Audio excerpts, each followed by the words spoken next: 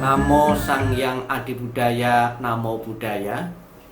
Bapak Ibu, saudara-saudara sekalian yang berada dimanapun Bapak Ibu berada, selamat bertemu kembali dengan kami Bante Dharma Maitri, yang pada kesempatan ini ingin melanjutkan renungan yang biasa kami bawakan, yaitu tentang Avalokitesvara atau Kwan Im Posat Mausat. Sudah sampai pada urutan yang keenam dan berikutnya yang membahas tentang ajaran Kwan Im Posat Mausat yang ternyata sangat mudah dipahami oleh sebagian besar umat Buddha. Namun sebetulnya bukan saja umat Buddha yang berkenan mengerti, memahami, mendengarkan ajaran Kwan Im ini juga sungguh bersyukur karena ajaran Kwan Im ini ajaran yang universal dan bisa diterapkan kepada siapapun dan dimanapun dan sampai kapanpun. Artinya ajaran Kwan Im Posat Mausat relevan sepanjang masa. Urutan yang keenam atau ajaran Kwan Im yang keenam, yaitu Kwan Im Posat Mausat bersabda demikian: setiap kali ada orang memberimu satu kebaikan, kamu harus mengembalikannya 10. Kalau kita menerima kebaikan-kebaikan orang lain, baik itu kebaikan orang-orang yang dekat dengan kita, saudara kita, maupun orang yang jauh dari kita, dari famili kita, hendaknya ajaran Kwan Im ini juga bisa kita praktekkan. Di masa kecil kita sering menerima kebaikan-kebaikan orang karena kita belum mampu, belum mempunyai penghasilan sendiri, belum bisa bekerja, sehingga saudara-saudara kita, lebih-lebih di saat perayaan-perayaan, saudara-saudara kita, di saat kita berkunjung ke rumahnya, kita menerima ampo, kita menerima uang saku, uang jajan dari saudara kita. Terlintas dalam benih kita, dalam benak kita, suatu saat nanti kalau kita punya penghasilan, saya punya penghasilan, punya pendapatan, saya pun akan mengembalikan. Saya akan ingat kebaikan dari saudara-saudara yang telah memperhatikan, yang telah berbuat baik saat ini karena belum punya penghasilan. Sehingga ketika dewasa, kebaikan dari saudara, dari famili pun kita ingat. Di hari-hari tertentu kita pun juga tidak lupa memberikan santunan kepada mereka, mengingat masa kecilku pernah dibantu oleh mereka, sehingga sudah menjadi kewajibanku membalas kebaikan-kebaikan mereka. Bapak Ibu saudara sekalian yang saya hormati, namun mempunyai pikiran untuk mengembalikan, untuk membalas, untuk mengingat jasa-jasa kebaikan yang pernah diberikan oleh saudara, oleh orang lain. Tidak semua orang bisa.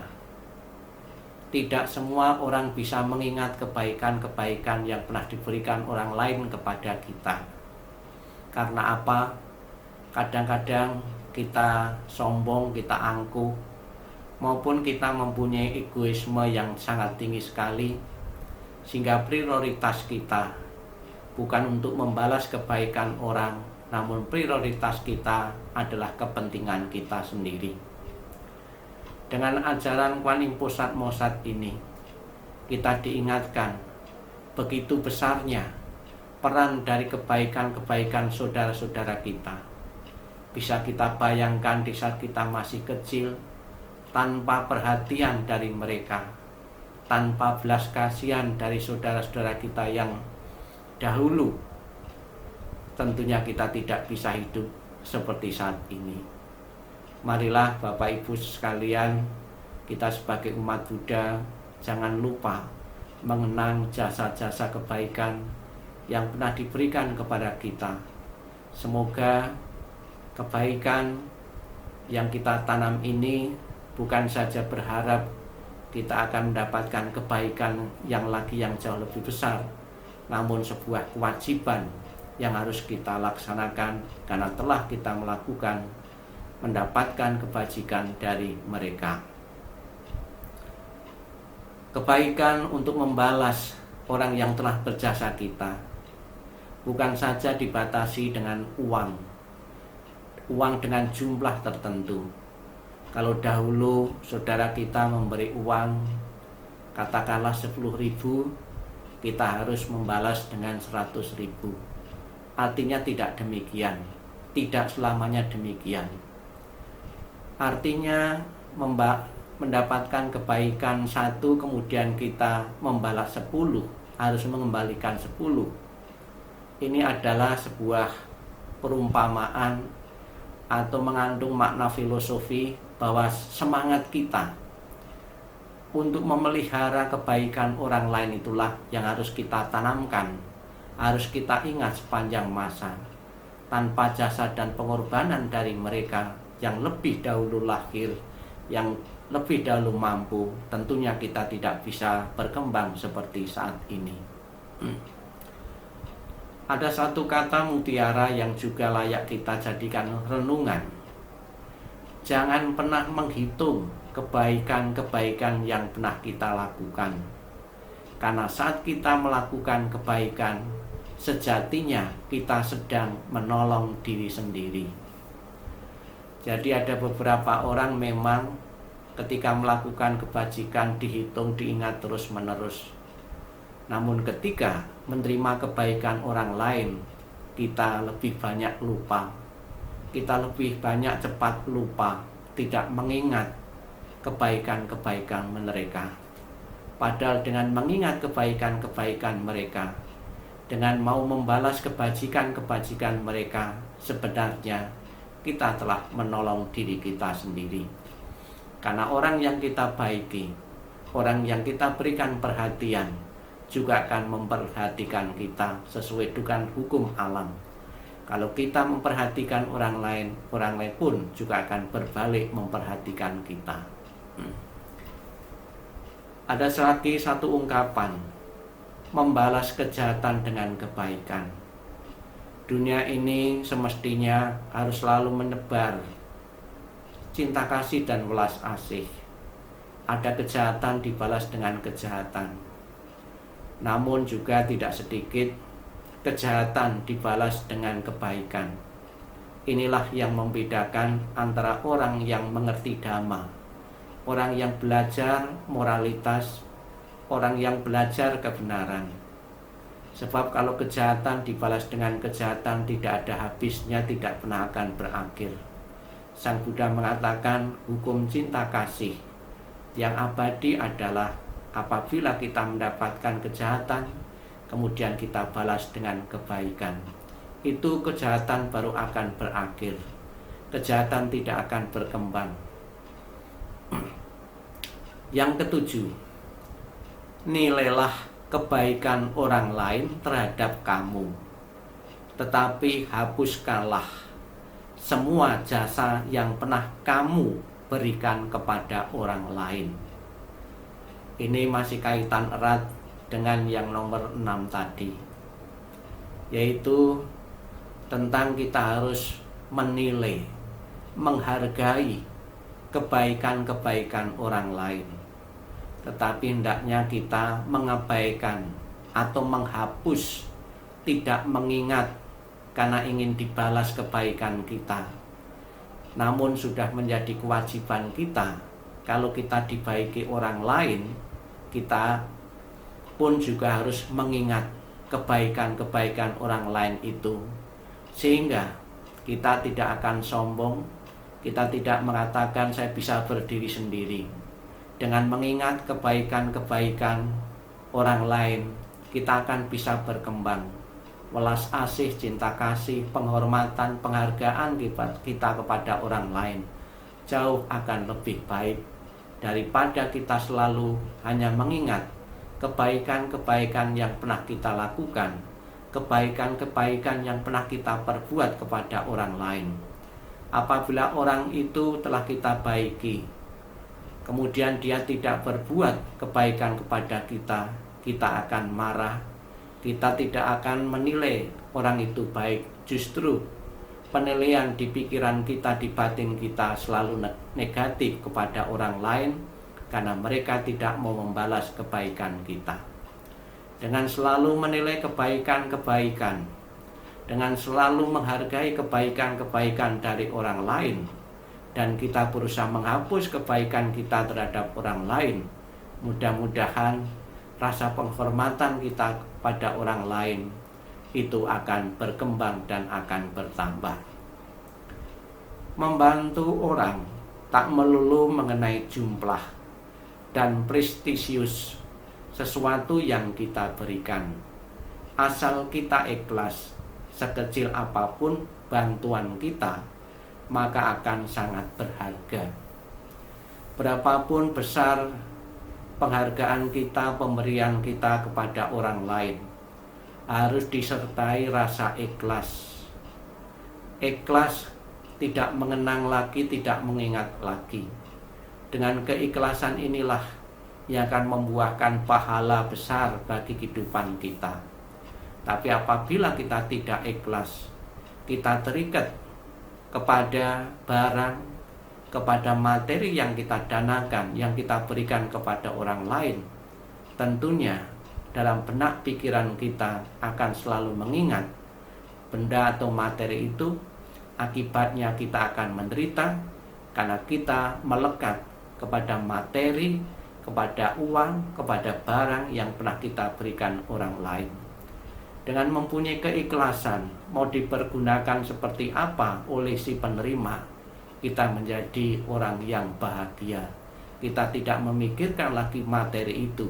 Kita tidak berpikir akan dirugikan oleh si penerima barang itu. Yang penting kita sudah ikhlas memberikan, dan disertai doa semoga bermanfaat, berguna bagi penerima, bisa meringankan beban penderitaan mereka. Dicontohkan misalnya saja kita memberikan makanan kepada anak kecil, kepada pengemis. Ini hendaknya juga jangan kita ingat-ingat bahwa saya telah memperhatikan anak kecil, saya telah memperhatikan orang miskin. Apalagi di dalam benak pikiran kita, di hati kita mengharap kita ingin mendapatkan materi yang lebih banyak lagi, ingin mendapatkan pahala yang lebih besar lagi. Itu tentunya jangan sampai terjadi dalam pikiran kita. Sebab apabila itu terjadi dalam pikiran kita, kita pelihara pikiran itu. Apabila kebaikan yang kita lakukan tidak segera menimbulkan efek kebajikan bagi kita, atau kita tidak segera mendapatkan kebajikan yang lebih banyak lagi, materi yang lebih besar lagi, atau fasilitas yang lebih besar lagi, tentunya kita akan menderita. Demikian pula dengan keuangan. Berapapun besar uang yang kita berikan kepada orang lain, tidak semata-mata uang yang kita berikan kepada orang lain jumlahnya kecil akan mendapatkan kecil manfaat juga. Namun juga tidak selamanya apabila kita memberikan uang dalam jumlah yang banyak, yang besar, juga lantas kita akan mendapatkan jumlah yang besar juga. Tergantung keikhlasan seseorang. Belajarlah Bapak Ibu Saudara sekalian, Sang Buddha mengatakan bahwa ada kebahagiaan-kebahagiaan yang dikaitkan dengan memberi yang bisa dirasakan oleh setiap orang yang berkenan memberi. Kebahagiaan tersebut adalah yang pertama, kebahagiaan sebelum memberi, kebahagiaan saat memberi, kebahagiaan sesudah memberi atau setelah memberi. Bagaimana agar kita mempunyai rasa bahagia sebelum memberi? Sebelum memberi hendaknya kita tahu tujuan dan manfaat memberi. Tujuan dan manfaat memberi dalam Buddhis adalah melatih untuk tidak melekat terhadap materi yang kita berikan. Dengan latihan secara rutin, kemelekatan itu lama-lama menipis, bahkan akan hilang. Kemudian manfaat dari memberi. Dengan memberi kepada orang lain, lebih-lebih yang memang barang itu, materi itu betul-betul dibutuhkan oleh si penerima, tentunya kita akan cepat mendapatkan buah kebaikan-kebaikan yang lain. Kemudian yang kedua, saat memberi kita berbahagia. Berbahagialah Bapak Ibu apabila Bapak Ibu menemui seorang pengemis, kemudian spontan memberikan uang atau memberikan makanan seketika itu juga spontan. Itu akan mendatangkan manfaat yang luar biasa daripada pemberian itu sudah direncanakan. Dengan spontanitas, pahala kebajikan itu jauh lebih besar. Kemudian berbahagia setelah memberi. Banyak sekali orang yang telah merencanakan memberi, namun rencana itu tidak terlaksana. Berbahagialah apabila Bapak Ibu mempunyai niat untuk memberi, mempunyai niat untuk membantu. Seketika itu juga Bapak Ibu bisa mempraktekkan niat itu. Maka setelah memberi, Bapak Ibu akan mendapatkan kebahagiaan yang luar biasa. Latihlah dan nikmatilah 3 kebahagiaan ini yang bisa kita rasakan di saat kita memberi berdana kepada orang lain. Ya, saya ulangi lagi, yang pertama, hati kita, batin kita bisa berbahagia sebelum memberi, saat memberi, dan setelah memberi. Belajarlah dhamma yang terkait dengan memberi, agar Bapak Ibu di saat memberi berdana bukan asal-asalan, namun disertai dengan pengertian dan pemahaman yang benar tentang manfaat dan tujuan dari memberi. Yang kedelapan, Kuan Yin Po Sat Mosat atau Avalokitesvara mengatakan, dalam keadaan benar, kamu difitnah, dipersalahkan, dan dihukum, maka kamu akan mendapatkan pahala. Dalam posisi kita sebagai orang yang benar, dalam posisi kita mengutarakan satu kebenaran atau berada di jalur yang benar, kita mempunyai penghasilan yang benar, pendapatan yang benar, pekerjaan yang benar sesuai dengan dhamma, namun masih banyak lagi lingkungan sekitar kita mencela, menjelekkan kita, mencaci, ya, membicarakan hal yang buruk tentang kita, namun kita diam, ya, dan bisa menerima fitnahan itu, ya, maka kita akan mendapatkan pahala yang luar biasa. Apa yang dikatakan fitnah?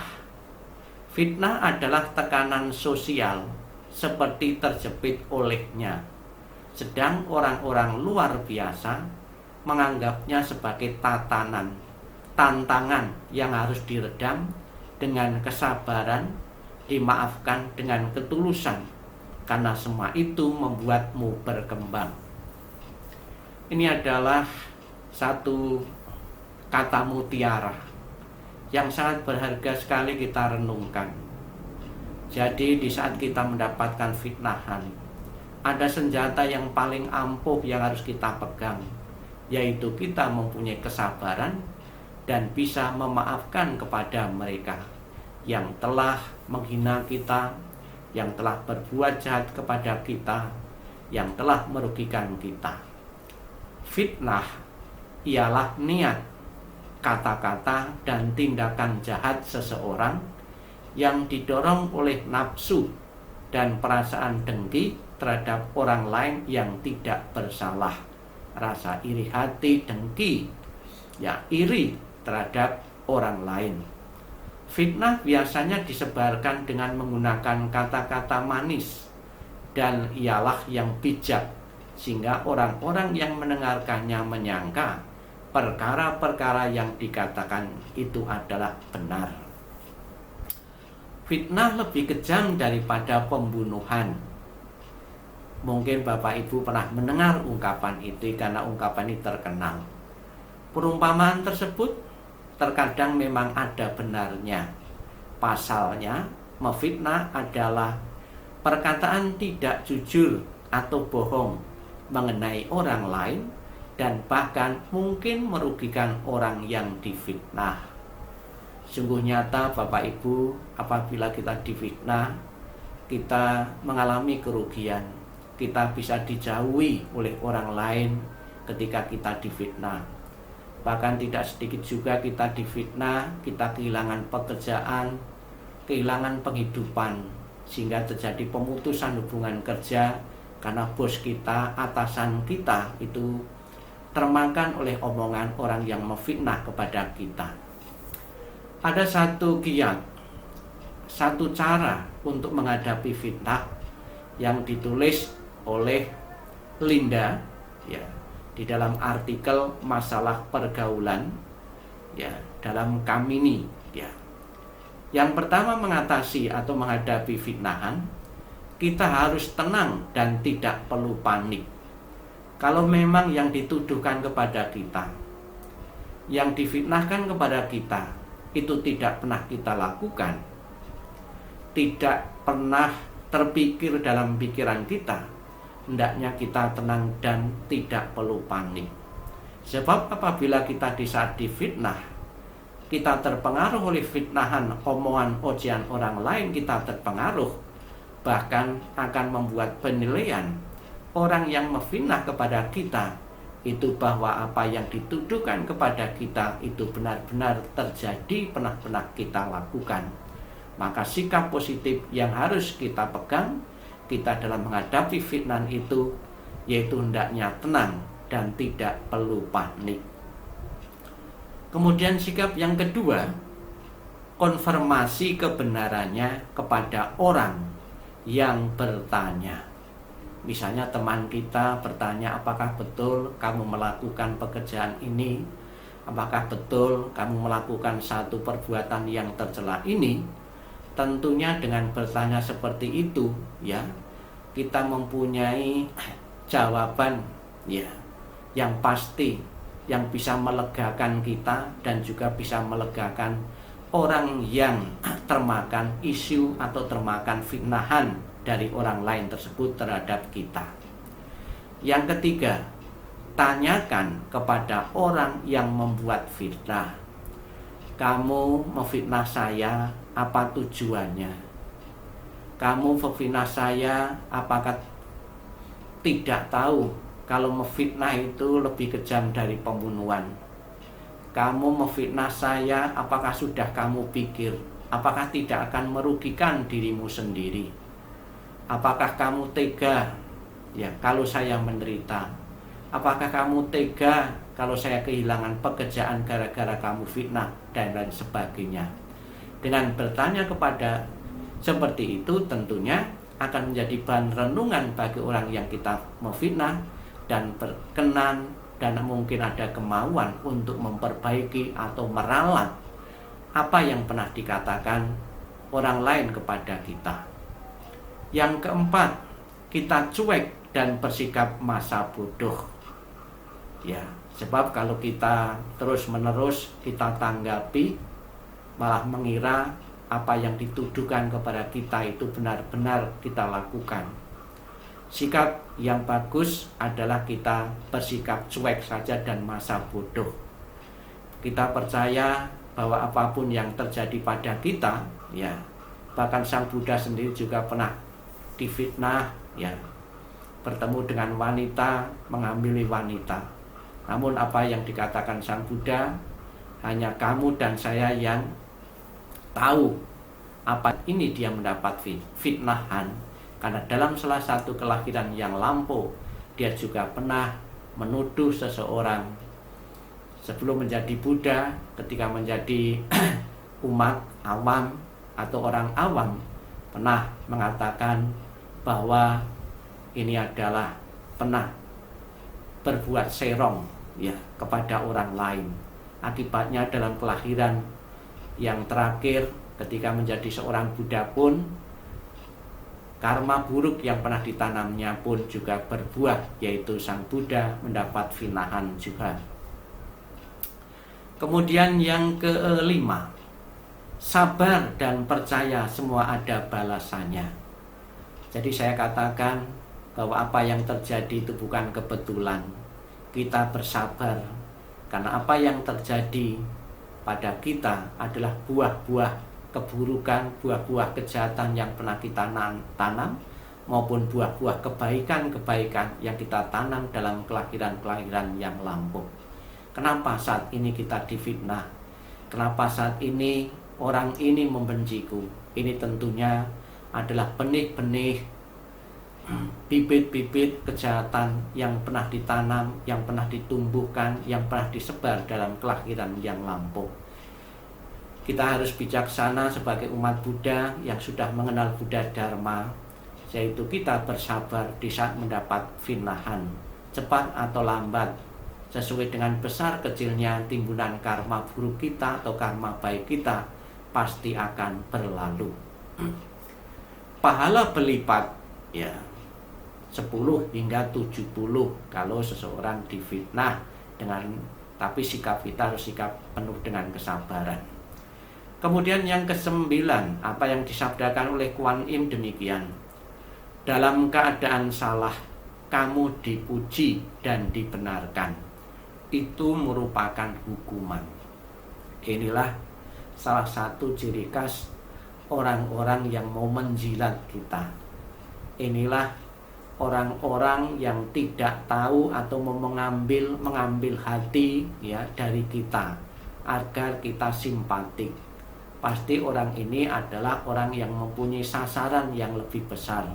Mungkin mau materi kita, mau meminjam uang kita, sehingga ketika berbuat salah bukan diingatkannya, namun justru dipuji, dibenarkan. Bapak Ibu sekalian yang berbahagia, dalam suasana masyarakat modern ini bisa terjadi. Bahkan sering kita temui dalam kehidupan saat ini. Tindakan-tindakan kita dipuji orang, sekalipun tindakan kita salah. Kalau tindakan kita benar, dipuji orang itu sudah wajar. Namun apabila kita di saat lalai, di saat berbuat salah, dipuji dan dibenarkan, ini adalah orang-orang yang tentunya akan merugikan kita. Kita benar-benar harus waspada terhadap orang-orang seperti ini apabila ada di lingkungan sekitar kita atau di dekat Bapak Ibu Saudara sekalian. Anak tidak butuh pujian agar kehidupannya bisa berkembang.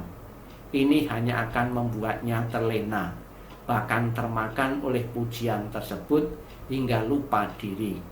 Pujian bisa menurunkan tingkat kesadarannya hingga kurang hati-hati bersikap. Jadi pujian itu boleh saja kita berikan kepada orang lain, kepada anak kandung kita, anak didik kita. Namun juga harus bisa menempatkan pujian itu. Jangan sembarang kita muji-muji seseorang atau muji-muji orang yang memang melakukan sesuatu karena ingin mendapat pujian. Ini berisiko sekali, tidak akan membawa perkembangan bagi si anak. Justru anak itu akan tinggi hati. Dia tidak berusaha lagi. Hendaknya kita berikan masukan-masukan yang sangat berharga. Memang kita tidak salah memuji, namun hendaknya kita pilah-pilah. Jangan sampai karena faktor kesenangan sesaat, jangan sampai karena kita simpatik yang berlebihan, atau kita memberi hormat yang berlebihan kepada orang itu, kepada anak itu, kepada atasan itu, kita lantas muji-muji, tidak mengenal ukuran yang tentunya akan membuat terlena dan membuat penderitaan bagi mereka untuk jangka panjang bagi mereka, yaitu mereka tidak berkembang dan tidak mau mengevaluasi diri atau mawas diri. Hendaknya dalam menanggapi hal yang positif kepada orang lain, kepada atasan, itu kita wajar-wajar saja, agar sikap itu jangan membuat terlena oleh mereka, sehingga dia atau mereka tidak bisa berkembang lagi. Yang ke-10, orang yang benar kita bela, tetapi yang salah kita beri nasihat.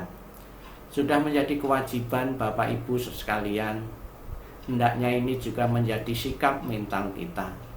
Orang yang benar dalam tindakan, benar dalam perbuatan, benar dalam pengabdian, kita dukung, kita bela, kita berikan support, kita berikan semangat terus agar karya-karya mereka, pekerjaan-pekerjaan mereka jauh lebih besar lagi apabila kita bantu, kita bela. Namun sebaliknya, apabila ketemu orang-orang yang melakukan satu kesalahan, ya tentunya kita juga harus memberi saran dan nasihat. Tentunya dalam memberikan saran dan nasihat itu kita harus bijaksana. Bila seseorang menasihatimu sembunyi-sembunyi, dia benar-benar menasihatimu. Bila dia menasihatamu di hadapan khalayak, dia sebenarnya menghinamu. Ini diperlukan suatu hal yang bijaksana di saat kita memberi saran pendapat kepada orang lain. Jangan sampai mereka marah, mereka tersinggung karena waktunya, tempatnya tidak tepat. Di saat kita memberi saran dan pendapat atau menunjukkan kesalahan dan kelalaian orang lain, teman kita, tentunya juga milih-milih tempat yang sesuai. Jangan sampai justru niat baik itu justru akan mempermalukan mereka. Jika mereka tidak berubah, justru akan menjadi-jadi dan diri kita pun akan mengalami kerugian. Hubungan kita bisa renggang karena dianggapnya, dinilai kita telah mempermalukan oleh mereka. Bapak Ibu saudara sekalian yang saya hormati, inilah 5 ajaran Kuan Yin Pusat Mosat yang saya sampaikan pada kesempatan ini. Semoga Bapak Ibu bisa memahami, bisa mengerti ajaran Kuan Yin ini, sehingga Bapak Ibu benar-benar bisa menjadi umat Buddha yang paham tentang Dhamma. Pada kesempatan ini juga saya ingin menghimbau kepada masyarakat dimanapun Bapak Ibu berada, khususnya umat Buddha, bahwa pemerintah telah melonggarkan PSBB. Kita hidup dalam new normal. Sekalipun PSBB sudah dilonggarkan dan pemerintah sudah mengizinkan kembali untuk melakukan aktivitas peribadatan menurut agama masing-masing di tempat ibadah masing-masing. Namun hendaknya pemerintah juga mengingatkan, menghimbau kepada kita semua agar kita tetap menjalankan protokol kesehatan secara ketat. Dengan usaha, dengan jerih payah dan rasa tanggung jawab dari kita semua, semoga penyebaran wabah virus corona atau COVID-19 ini akan segera berakhir dan kita benar-benar bisa bekerja kembali seperti semula. Sabi sata bawantu spitata. Semoga semua makhluk hidup berbahagia dan sejahtera. Sadu, sadu, sadu.